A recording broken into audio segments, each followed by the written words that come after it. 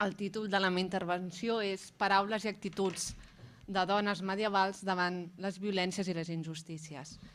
Per què he triat aquest títol? Doncs bé, perquè el que a mi m'agradava era fixar-me sobretot en les paraules i les actituds que tenen les dones medievals víctimes de les violències i les injustícies. I de fet, resseguint els documents, podem trobar nombrosos exemples de maltractaments, tant físics com psicològics, encara que també, però en menor mesura, les actituds que van adoptar aquestes dones víctimes de violència, actituds davant de les agressions. Parlaré de violència en el si de les famílies, però sobretot vull parlar de violència contra les dones. Dones que van ser víctimes de maltractaments per part dels seus marits, però no només durant el matrimoni, sinó algunes van ser víctimes fins i tot després de signar les esposalles i fins i tot, sent vídues, eren víctimes de les injustícies. La violència contra les dones era un costum massa estès durant l'edat mitjana, però lamentablement és un costum que no és exclusiu d'aquest període. M'he fixat sobretot en processos judicials i també en requeriments notarials perquè és en aquest tipus de documentació que podem sentir la veu viva d'aquestes dones. Elles poden parlar per si mateixes, poden defensar-se dels seus agressors, però també expliquen els maltractes que pateixen i també la por que senten, la por que tenen per explicar, la por que tenen de fer conèixer o si fan o expliquen el que els passa. Com que no el temps és el que tenim, doncs el que faré és mostrar-vos exemples per copsar moments diferents en aquesta vida matrimonial, és a dir, des de les esposalles fins a la viduïtat. Així doncs, articularé la meva intervenció al voltant de la vida matrimonial. Començaré parlant de les esposalles.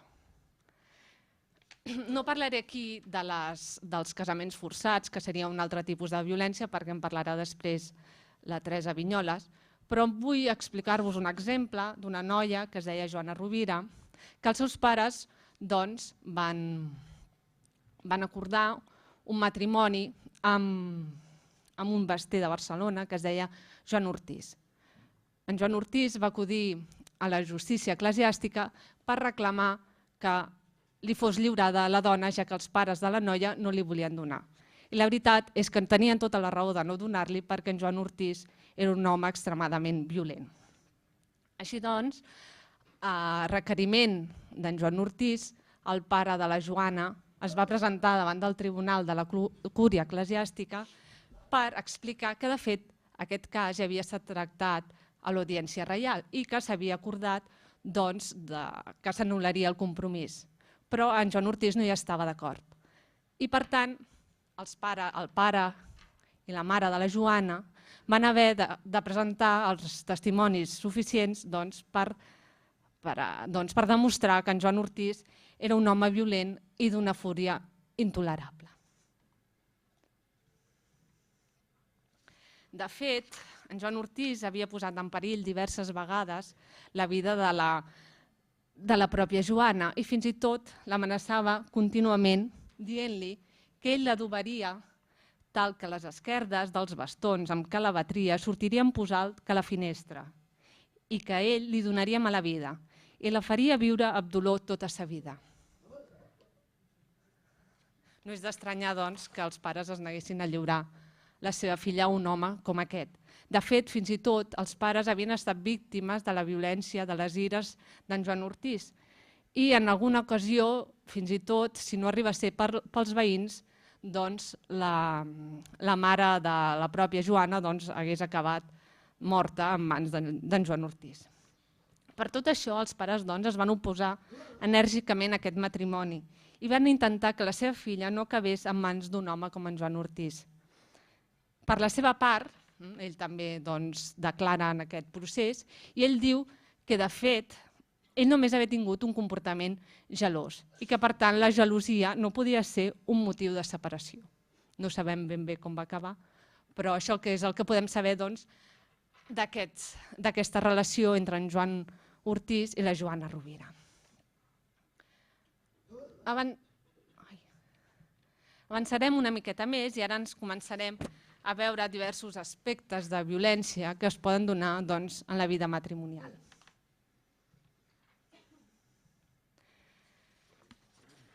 El marit podia recórrer als cops per corregir la muller amb el fi de modificar el seu comportament, la seva conducta, si ella no es comportava com era degut, com s'esperava d'ella.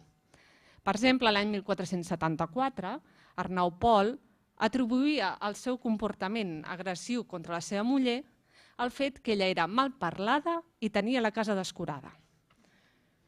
Així afirmava que per la gran descura i poca endreça de la dita Isabel, veres que moltes vegades per corregir aquella paraula movia remor, així com faria qualsevol home. Per tant, ho trobava del tot normal. La mare d'Isabel també era víctima dels mals tractes d'Arnau, però ella es defensava dient que la seva sogra era una dona poc assenyada i bevedora de vi, i que els conflictes amb el marit eren constants. Per tant, tornem a la paraula aquesta normalitat. La violència estava dins dels paràmetres, aquest tipus de violències s'enquadrava dins dels paràmetres de la normalitat. La Isabel reconeixia que les discòrdies entre el seu pare i la seva mare eren constants, però només enllà dels que solen haver entre home i dona. De fet, coneixem aquesta història perquè Isabel demanava la separació matrimonial, però no podia al·legar mals tractes, ja que aquesta raó no era suficient perquè un tribunal eclesiàstic resolgués a favor seu. Calia un argument més de pes als ulls de l'Església. I per això va centrar la seva defensa en el fet que el seu sogre era el seu padrí de baptisme. Per tant, la qüestió del parentiu, encara que fos espiritual, era un impediment major que no pas els maltractes que una dona pogués rebre.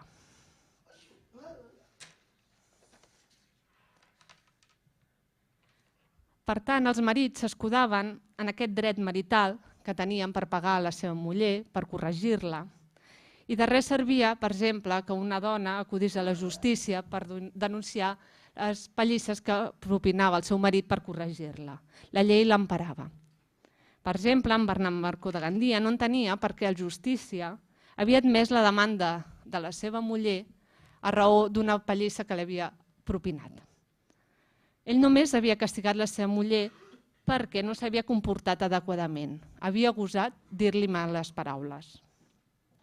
Però en alguns casos aquesta prerrogativa anava massa lluny, podia arribar massa lluny i el marit podia acabar amb la vida de la muller. Podia acabar matant-la. Com aquell veí de Saragossa que va acabar matant la seva dona perquè no va il·luminar-li, no li va costar el llum adequadament. I aleshores va agafar un tros de terrissa i la va acabar matant. El rei va comprendre que l'home només volia reprendre-la i per tant el va indultar.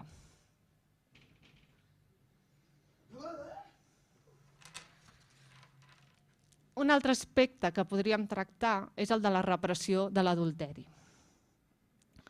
La repressió de l'adulteri podia desencadenar sovint maltractes i fins i tot l'home podia acabar matant la dona. Francesc Eiximenis, per exemple, es preguntava què passava pel cap dels marits que assassinaven llurs mullers acusades d'infidelitat. Dirà encara algun: vejam jo què faré que ma muller m'atrenca la fealtat de ple en ple, la qual m'ha promesa. Faem mal a paltre hom i comet adulteri. Doncs jo matar-la l'he o callar-m'ho he o fugirà anant-me'n a altra terra. Davant d'aquesta diatriba, que per alguns no era tal, doncs molts homes acabaven o optaven per matar la seva muller perquè veien atacat el seu honor. De fet, aquest tipus de violència seguia les lleis de l'honor.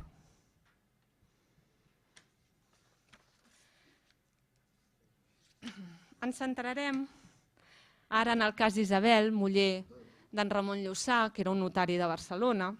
Isabel va ser empresonada a petició del seu marit per haver comès adulteri i haver fugit després amb el seu amant cap a Tremp. Posteriorment va ser alliberada pel seu mateix marit, però amb la condició que ella no tornaria a incórrer en el mateix delicte. I si això succeïa, ell, el notari, podia actuar en contra de la seva muller i en contra dels seus béns, tal com establien les Constitucions de Catalunya i els usatges de Barcelona. Però Ramon Llussà acabà per matar la seva dona. Però tanmateix fou absolt pel rei. La mort quedava plenament justificada, perquè Isabel cometia adulteri freqüentment, de manera continuada. Però a més, el rei va indultar en Ramon Llussà de la pena d'exili, perquè l'assassinat no s'havia produït a Barcelona i per tant no va haver d'exiliar-se. Ja hem vist amb els pocs exemples que portem com 2 homes eren indultats després d'haver assassinat les seves dones. I és que molts uxoricides van obtenir el perdó reial.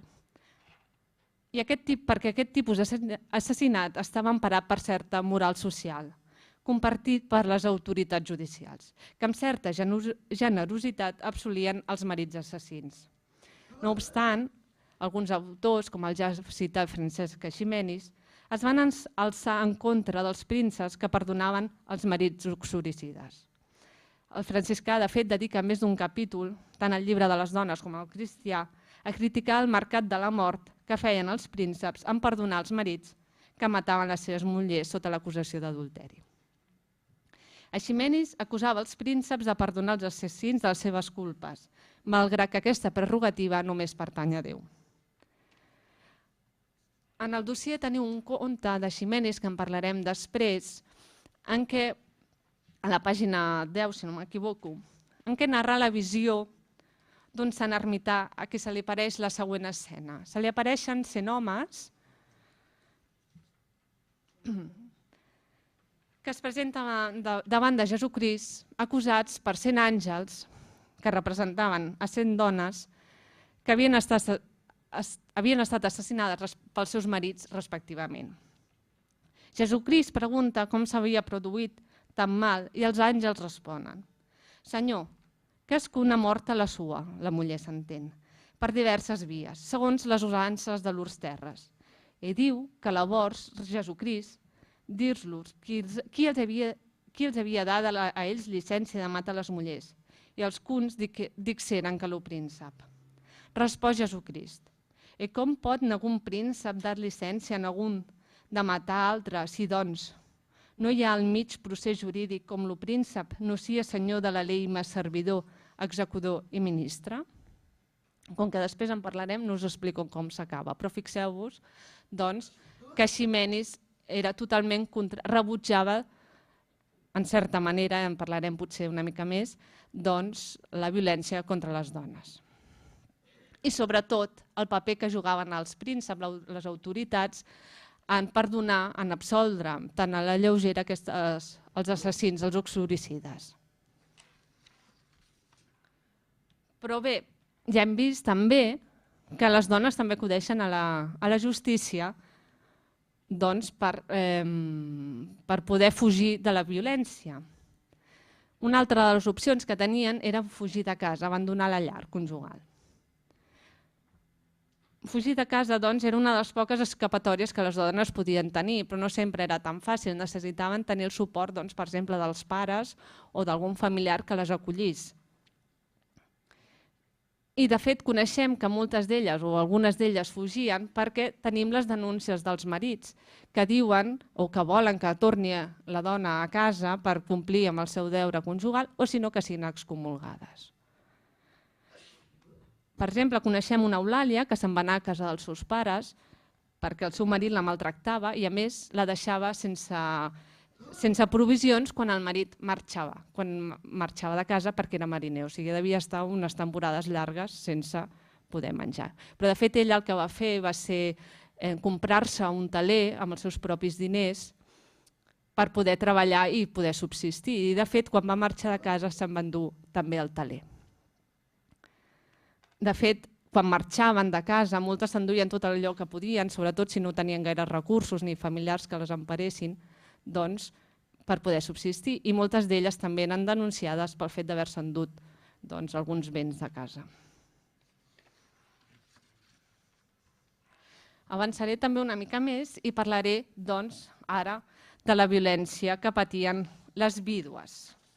La viduïtat podia portar també amb ella algun tipus de violència, sobretot si les dones eren acusades d'adulteri, és a dir, si no respectaven la memòria del seu difunt marit com calia.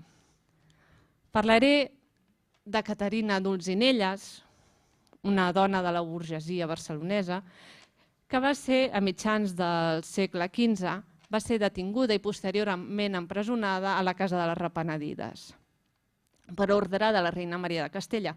De fet, se l'acusava de pecat de carnalitat i de portar una mala vida. En aquest afer hi van intervenir també les autoritats municipals i van deliberar sobre la qüestió durant 3 sessions diferents.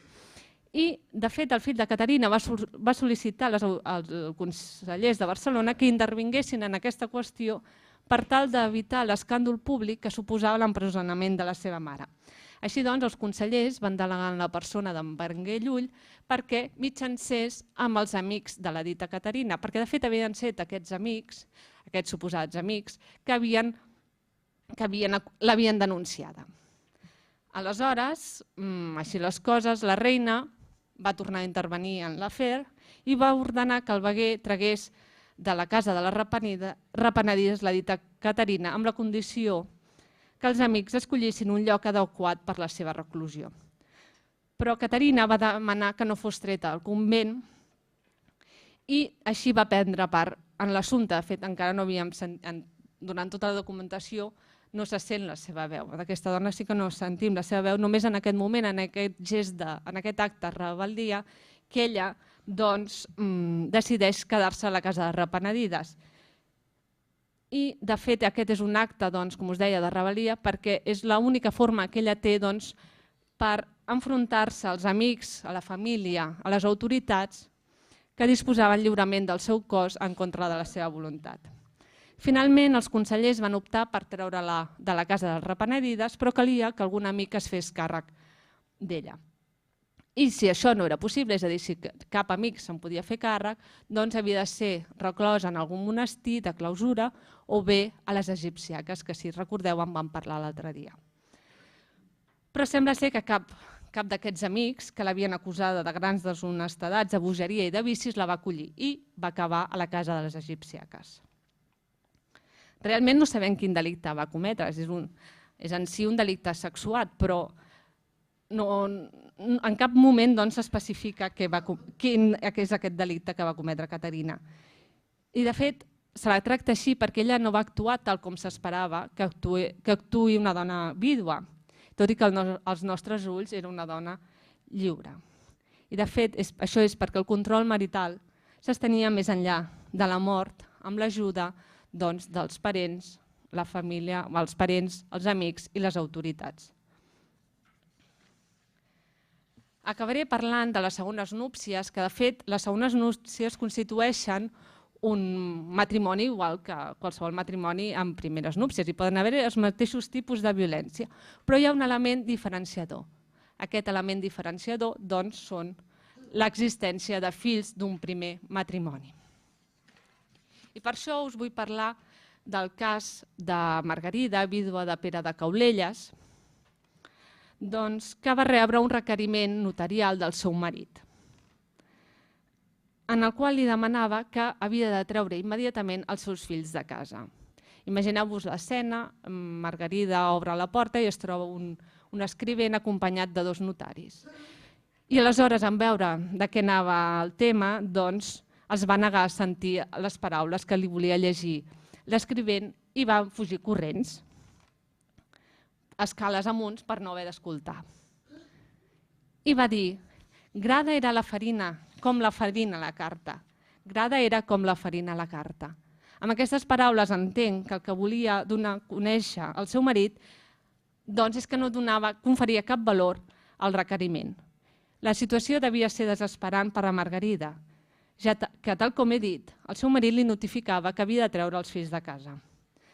Pere de Caulelles es queixava que els nens vivien a casa seva i a compte seu i que la seva economia ja no podia fer càrrec d'aquestes despeses. I recordava a Margarida que els seus fills tenien un tutor al qual se n'havia d'ocupar.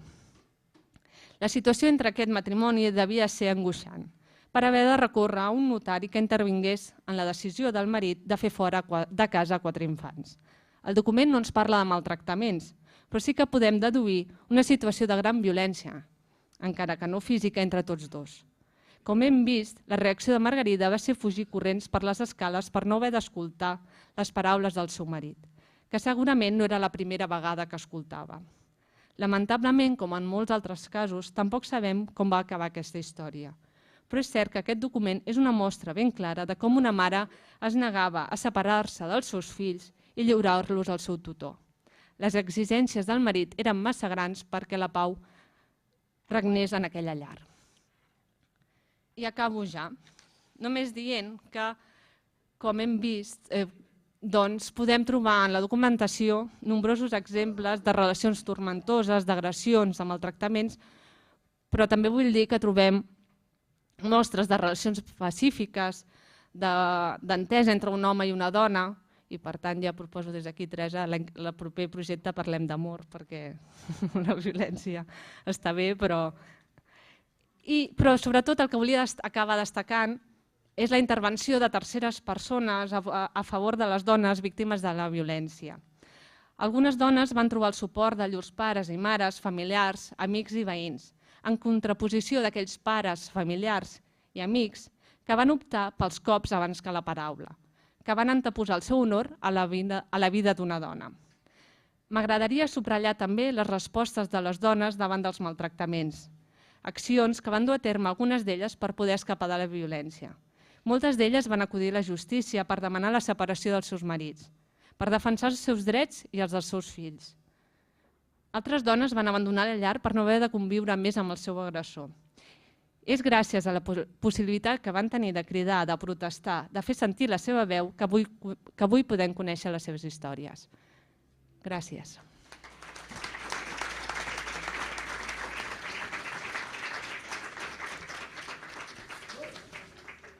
No puc. Moltes gràcies, Mireia. Si hi ha alguna pregunta o comentari ara, abans de la pausa per a aquesta conferència tan interessant de la Mireia. Si no, com ella ja ha dit, després de la pausa ens reprendrem enllaçant amb el taller sobre el conte de Ximenis, que està molt relacionat amb el que ella ha parlat ara.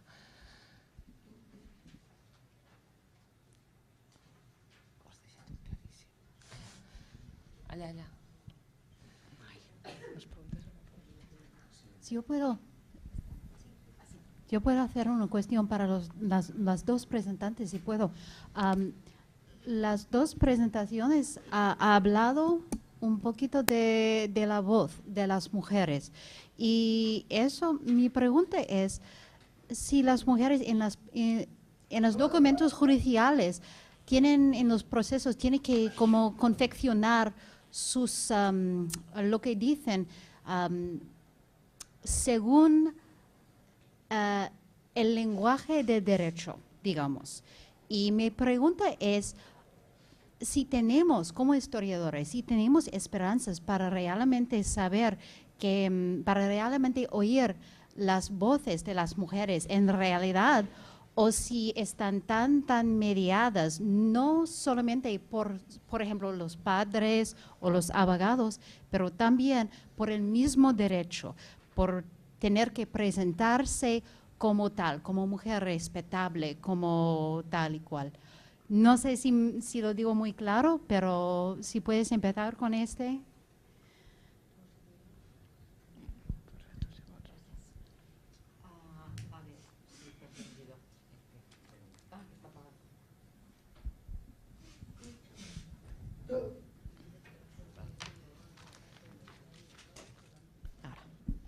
Ahora, cuando me refería, en estos textos, estos procesos, cuando las niñas denuncian junto con sus madres o su padre, ellas denuncian el hecho, no tienen por qué saber exactamente la ley completa. Es en el caso de cuando requieren que 3 mujeres de buena fama o las comadronas vengan a comprobar el cuerpo de las niñas, sí que se les pide un conocimiento y también que tengan como dije, una fama intachable, ¿no? Porque habían este tipo de personas que eran inhabilitados. Es el procurador, o sea, el abogado, sobre todo en el proceso de Barcelona, quien, el abogado de las niñas, quien sabiendo de leyes, hace todo una declaración de la denuncia para exponer los casos, para poder así acusar tanto a Ana Trialls como al caballero Albertí y que lo puedan juzgar, acusar y poner la máxima pena. Él mismo explica que pide la máxima pena, incluso las defiende bastante bien, diciendo que son las pobres niñas indefensas, huérfanas de padre, pero no... Sí que en algún momento pueden exigir, que las niñas se pudieran, o las mujeres violadas pudieran presentar, pues gritando, llorando, desencajadas, pero en los procesos no se menciona. Ellas explican cómo estaban, sí que explican que lloraban, chillaban, pedían auxilio, que querían irse, qué tiempo tenían de irse cuando les dejaron libres, pero no, es más bien os he puesto en el dossier un trozo de la ley, de los costums de Tortosa, donde se explica cuál es la pena del agresor por violación a vírgenes. No sé si te he respondido. Sí, de fet, estaven representades per un procurador, però quan són interrogades, l'escrivent recull les seves paraules. Sí. Ha de ser fidel, l'escrivent ha de recollir fidelment el que diuen elles, i si diuen un insult, doncs recullen l'insult que diuen, i si diuen la paraula X ho recullen. Per això jo parlo de la seva paraula. És de les poques maneres que podem sentir les seves paraules, encara que siguin llegides. Si no, jo volia dir el mateix que la professora que ens visita. No? M'entens en català, eh? Sí, ai, perdona. Doncs deia que, el que ha dit la Mireia, volia dir que sí que sentim les seves veus perquè s'agafaven el dictat. O sigui, els escrivans agafen el dictat, el que diuen les testimonis, siguin les agredides o altres dones o homes que actuen com a testimoni. Per tant, sí que podem sentir les seves veus. No queden mediades per la llei, ni per un formulari, ni per... No, o sigui, les sentim directament, les veus. Sí. ¿Son respuestas a demandas particulares o son testimonios obertes, això? No els hi pregunten, tenen una sèrie de preguntes que són per tots els interrogats i llavors diuen a la pregunta 1 i llavors es copia la resposta de la persona que està sent interrogada. Restringides però no cortades. No, ells escriuen el que diu el testimoni o la testimoni. Gràcies. De res. Més? Perdó.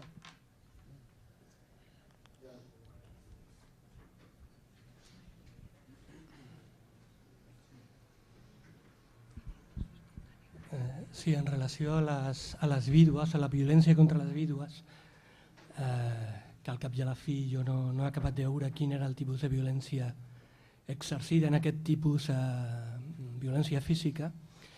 No, és que, perdona, Sí. t'aturo. Al principi ja he deixat clar que parlava de violència física i psicològica. Val, psicològica en aquest cas. No, jo Trobo el tipus de violència més clara moltes vegades és un cop vídues i desemparades contra les seves propietats. Moltes vegades és el propi esponsalici marital, no? La dot marital, fins a les seves pròpies propietats vingudes de família de part de la dona, que intenten moltes vegades o béns arrabassar-li. Que trobo que el tipus de violència exercida contra les vídues normalment acostuma a ser aquest.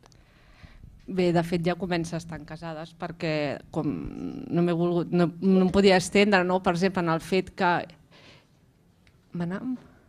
De fet, en el moment en què el marit és qui controla els béns que ella porta com a dot, doncs ja és un altre tipus de violència. De fet, aquesta dona que us ho explicava, l'Eulàlia, que et patia gana, ho veu un altre exemple que també he treballat d'una dona gran que acaba, demana tornar amb el marit, tot i que la mata de gana i l'obliga a prostituir-se, però és perquè ella no...